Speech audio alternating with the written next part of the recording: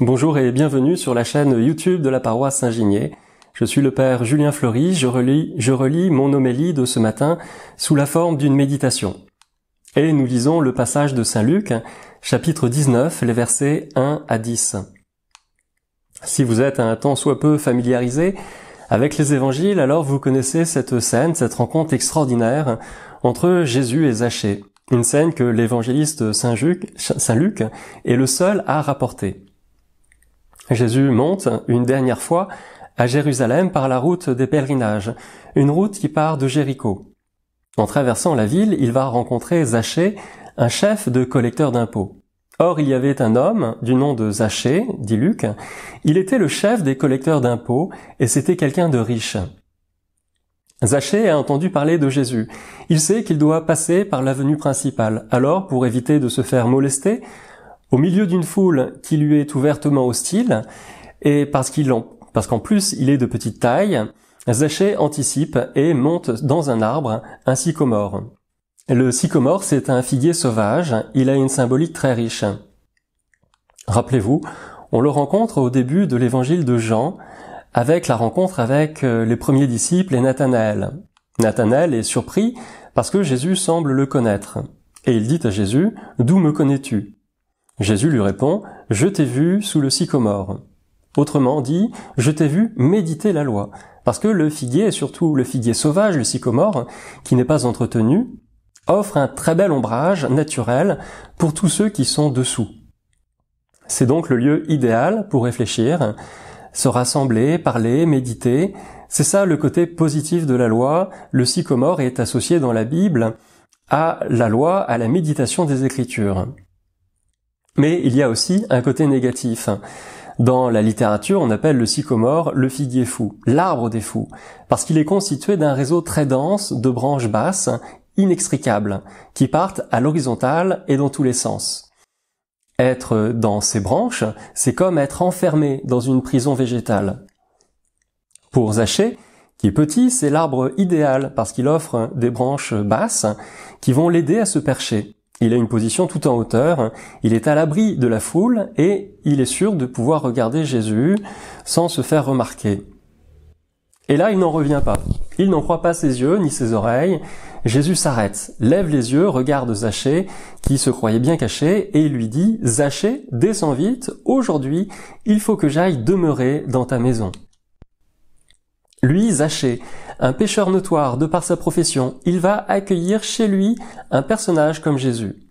Quelques précisions sur le métier de Zachée en Palestine au temps de Jésus.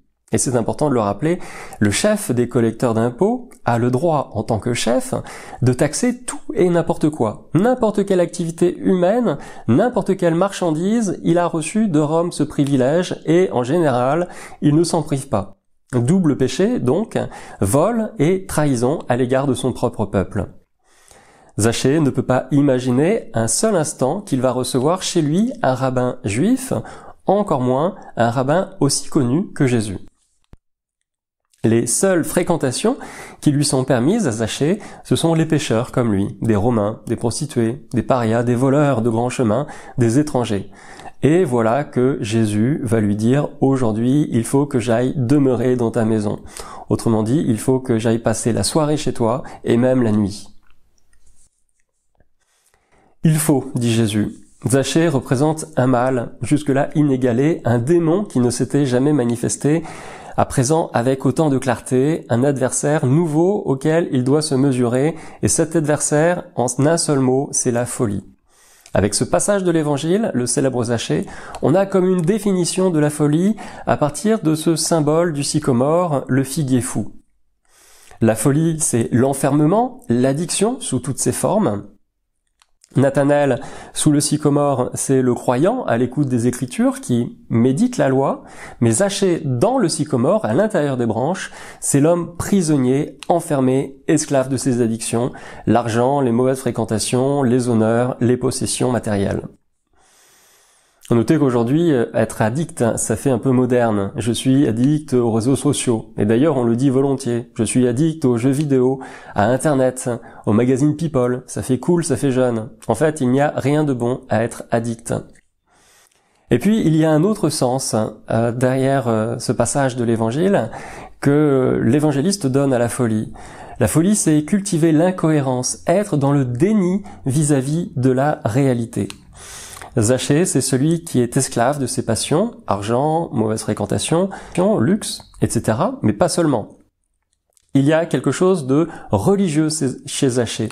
D'ailleurs, ce n'est pas anodin si Jésus lève les yeux vers lui. Une expression souvent utilisée dans l'Évangile pour évoquer la prière de Jésus. Parce que le plus souvent, quand Jésus lève les yeux, c'est pour les tourner vers le Père, en action de grâce. Zachée, c'est le type du croyant qui s'imagine que le divin ne peut être atteint qu'en allant au-delà des conditions normales de l'existence. Pour faire l'expérience de Dieu, Zachée a besoin de monter dans un arbre, dans un sycomore. Zachée est convaincu qu'il doit se situer à un autre niveau que son existence de tous les jours. En un mot, Zachée, sépare sa foi, sa vie de prière du reste de sa vie.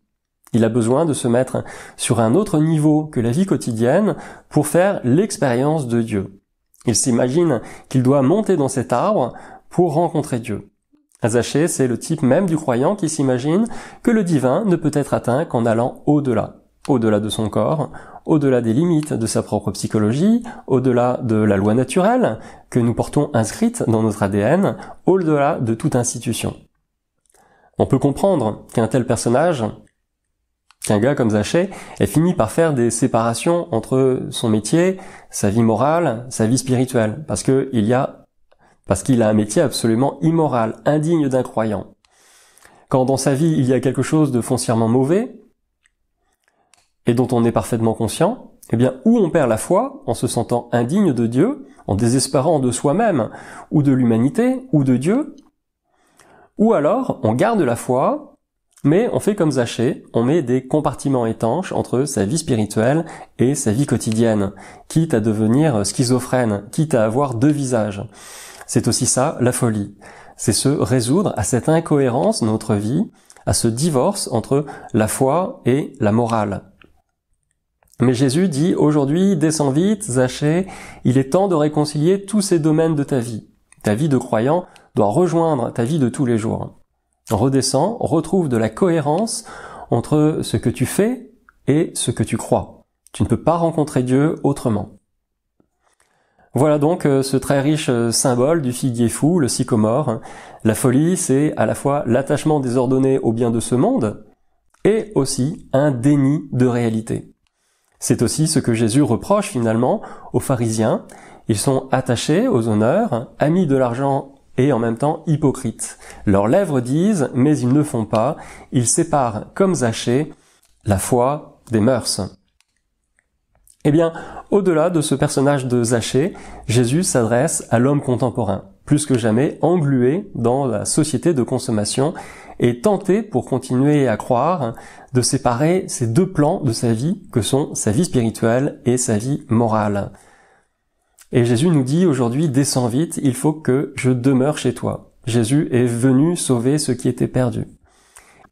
Merci d'avoir regardé jusqu'au bout cette vidéo. Je compte sur vous pour vous abonner à la chaîne vidéo de la paroisse. Ça compte beaucoup pour moi que je reçoive vos encouragements, pour moi et aussi pour les paroissiens qui animent avec moi cette chaîne vidéo paroissiale.